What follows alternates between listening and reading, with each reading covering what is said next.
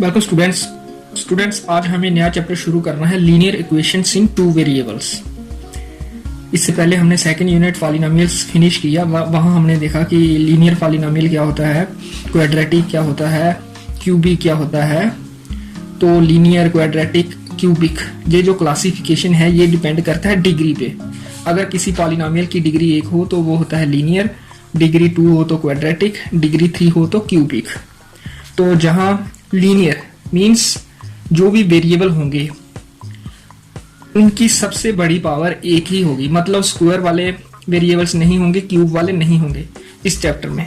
फिर है इक्वेशंस मतलब बीच में इक्वालिटी का साइन होगा इन टू वेरिएबल्स, और वेरिएबल्स 2 होंगे। वेरिएबल्स हमने देखा क्या होते हैं, जिनकी वैल्यू फिक्स नहीं होती। इनको डिनोट करते हैं हम एक्स वाई जेड।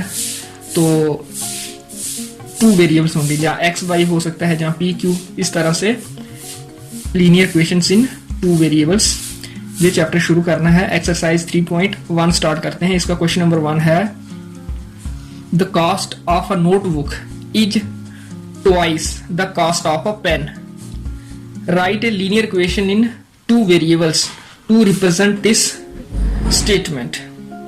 एक नोटबुक और एक पेन, 2 आर्टिकल्स हैं इस सिचुएशन में।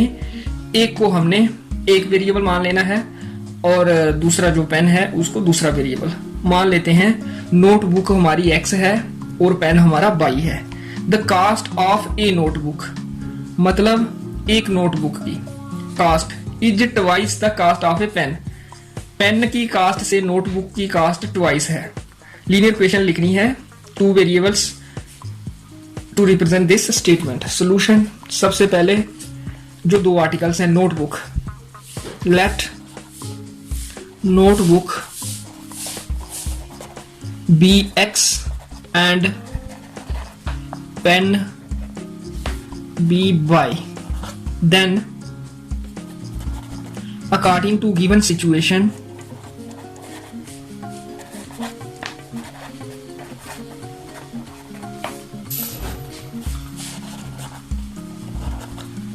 we have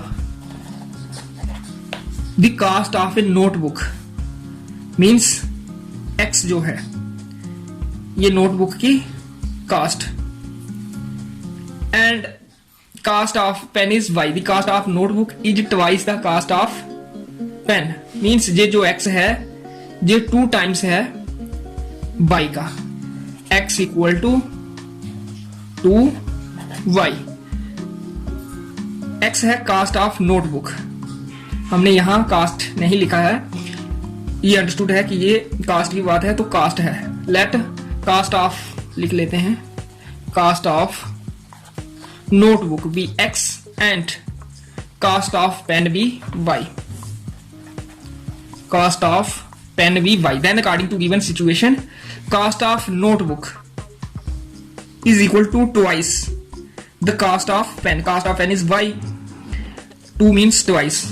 तो इक्वल टू आ गया, मीन्स ये इक्वेशन है x और y 2 वेरिएबल्स। तो x की पावर भी 1, y की पावर भी 1 मीन्स जहां सबसे बड़ी पावर 1 ही है वेरिएबल्स की। तो ये हो गई लीनियर इक्वेशन इन 2 वेरिएबल्स। इसको हम इस तरह से भी लिख सकते हैं, x minus 2y equal to 0। तो दोनों वेरिएबल्स हमने इक्वेशन की एक साइड में कर दिए और राइट साइड में जो भी कांस्टेंट टर्म बचती है वो लिख दीजिए। हाँ, कांस्टेंट टर्म कोई नहीं है, तो जब कोई नहीं कांस्टेंट टर्म है तो मीन्स 0। तो this is our required equation, यही हमारा आंसर है। इस तरह से ये क्वेश्चन करना है। फिर है question number 2, express the following linear equations in the form ax plus by plus c equal to 0 and indicate the values of a, b and c in each of the following cases। जो भी linear equation हमें मिली हैं उनको हमने इस form में लाना है, ax plus by plus c equal to 0 means right side में 0 हमने करना है। अगर राइट साइड में कोई कांस्टेंट टर्म है, जहां वेरिएबल वाली टर्म भी है, तो उसको लेफ्ट साइड में ले जाना है। फिर इंडिकेट करना है a, b और c की वैल्यू को।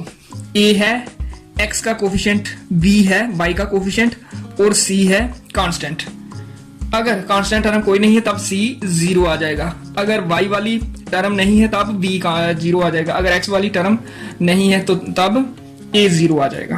क्योंकि अगर x वाली टर्म है ही नहीं तो हम लिख सकते हैं 0x, 0x मीन्स 0, तो उसका कोई मतलब नहीं, हमारी जरूरत हो तो हम लिख सकते हैं 0 प्लस 0 या माइनस 0, मल्टीप्लाई 0 नहीं कर सकते, प्लस 0 या माइनस 0 हम करें किसी इक्वेशन में तो उसका कोई असर नहीं पड़ता। करते हैं part number 1, 2x plus 3y equal to 9.35 बार। तो सबसे पहले हमने क्या करना है, राइट साइड में 0 करना है, 2x प्लस 3y ऐसे ही आ जाएगा और 9.35 बार इक्वल टू कि दूसरी तरफ शिफ्ट करेंगे तो माइनस हो जाएगा 9.35 बार और राइट साइड में 0। इस फॉर्म में आ गया। पहला जो स्टेप है वो हो गया। फिर हमने इंडिकेट करना है a, b और c को। a है x का कोफिशिएंट दैट इज 2, b है y का कोफिशिएंट दैट इज 3 और c है कांस्टेंट माइनस 9.35 बार। स्टूडेंट्स क्या मिस्टेक करते हैं, c लिख देते हैं माइनस नहीं इंडिकेट करते हैं, खाली 9.35 बार। तो ये जो साइन है इसको भी ध्यान में रखना है। अगर प्लस है तब हमने नहीं लिखना है प्लस, क्योंकि अगर किसी नंबर का कोई भी निशान नहीं है उसकी लेफ्ट साइड में मीन्स वो पॉजिटिव है, लेकिन अगर नेगेटिव हो तो इसको छोड़ना नहीं है। अगर हम c यहाँ 9.35 बार लिख दें तो वो गलत हो जाएगा। Here a equal to b equal to and c equal to a equal to coefficient of x that is 2, b equal to coefficient of y, left side में होगा y का कोफिशिएंट दैट इज 3, प्लस 3 है तो खाली 3 लिखेंगे and c equal to constant minus 9.35 बार। तो ये आसान सा क्वेश्चन है 2 स्टेप्स का। सबसे पहले इस फॉर्म में लिखना है इस लीनियर इक्वेशन को जो इन 2 वेरिएबल्स है और उसके बाद a, b और c की वैल्यू इंडिकेट करनी है। पार्ट सेकंड में भी इसी तरह से। पार्ट सेकंड में ऑलरेडी राइट साइड में 0 है, तो जहां फर्स्ट स्टेप नहीं होगा, जहां खाली a, b और c लिखना है। a equal to b equal to and c equal to a है x का कोफिशिएंट कुछ नहीं है, जब कोफिशिएंट कुछ नहीं है तो 1, v है y का कोफिशिएंट, y को छोड़ के ये डिनोमिनेटर में 5 है तो न्यूमरेटर में 1 होगा और साथ में माइनस भी है, इसलिए माइनस 1/5। इस माइनस y/5 को हम लिख सकते हैं माइनस 1/5y, तो इसलिए इसका कोफिशिएंट यहाँ y का माइनस 1/5 और c माइनस 10। तो ये a b c जहां आ गया। फिर फोर्थ पार्ट, थर्ड आप खुद कर लेना। जहां राइट साइड में 0 नहीं है, सबसे पहले राइट साइड में 0, x minus 3y equal to 0। तो कांस्टेंट यहां नहीं है कोई भी, तो हम कांस्टेंट यहां 0 लिख देते हैं, क्योंकि x माइनस 3y बराबर है x माइनस 3y प्लस 0। तो जहां हमारा a आ जाएगा x का कोफिशिएंट जो कि 1 है, b आ जाएगा y का कोफिशिएंट जो कि माइनस 3 है एंड c इक्वल टू ये जो कांस्टेंट टर्म है यहाँ लेफ्ट साइड में ये 0 है। तो जहां कांस्टेंट टर्म कोई नहीं है, जब कांस्टेंट टर्म कोई नहीं है तो मैंने आपको बताया पहले कि तब हमारा c 0 होगा। सिक्स्थ पार्ट में राइट साइड में 0 है, लेकिन ax plus by plus c की फॉर्म में ये नहीं है, तो इस फॉर्म में लिखते हैं 2x, ये हो गया हमारा ax प्लस by है ही नहीं तो b हमने 0 लेना है, 0y प्लस 2 इक्वल टू 0, क्योंकि 2x प्लस 2 बराबर है 2x प्लस 0y प्लस 2, क्योंकि 0y मीन्स 0 प्लस 0 मीन्स कुछ भी ऐड नहीं हुआ, तो ये 2x प्लस 2 ही रहा। तो ax plus by plus c की फॉर्म हो गई लेफ्ट साइड में, राइट साइड में 0 भी हो गया। उसके बाद इंडिकेशन करनी है हमने a v c की, a v and c। a आप देख सकते हो x का coefficient, this is 2 here and v is coefficient of y and it is 0 because in the original equation we don't have any term having y as variable, so we write 0y from our own side. It is not given to make the form ax plus by plus c equal to 0, and in this case our b will be 0 and c is 2, the constant term on the left side. It is plus 2, that is 2. In this way we have to do this part. Next we'll be doing 8th part here.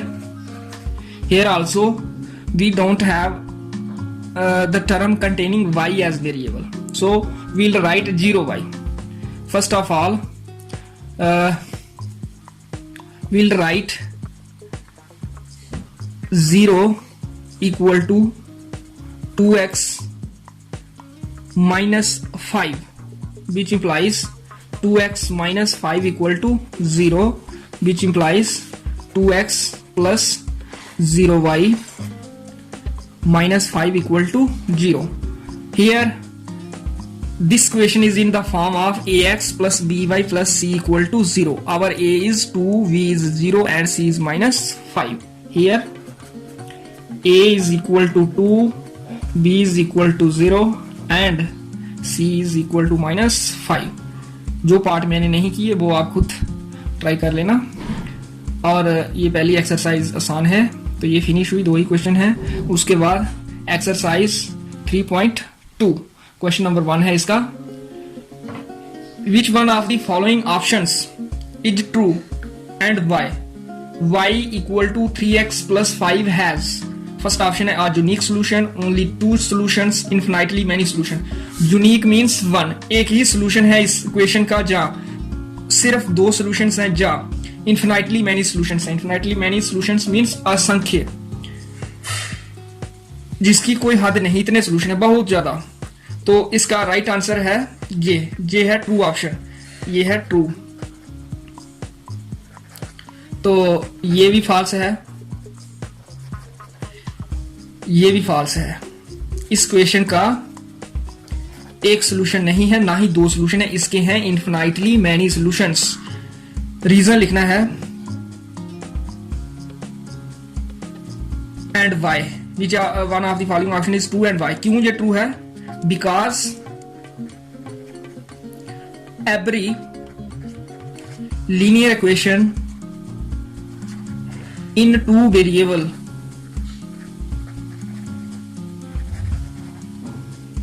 has infinitely many solutions। क्योंकि कोई भी linear equation 2 variables में हो तो उसके infinitely many solutions होते हैं। आज के लिए इतना ही। क्वेश्चन नंबर 2 मैं नेक्स्ट वीडियो में